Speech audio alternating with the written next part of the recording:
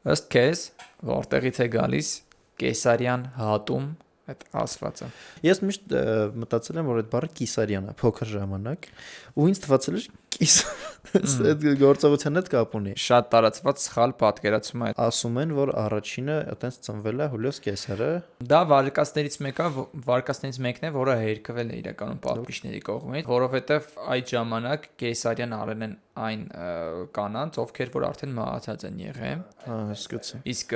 Հուլիոս Կեսարի մայրը 10 տարի հետո իր ծնունդից հետո մահացել, դրա համար հերքում են այդ փաստը։ Դա տրամաբանական շարունակությունն այն է, որ հենց Հուլիոս Կեսարից է եկել այդ օրենքը ընդունվել, ծննդաբերության ժամանակ եթե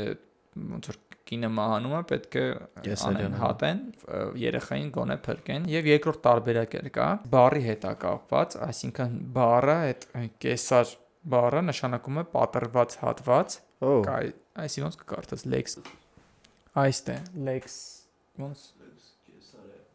այդ lex Caesarea, այդ Caesarea այդ բառը ասում են, որ նշանակում է պատրված, լեզվաբաններ պնդում են, որ նաև այդ վերսիան է։ Հետաքրքիր է բավական։ Այդ երբեք չէի հանդիպել ես մեկին։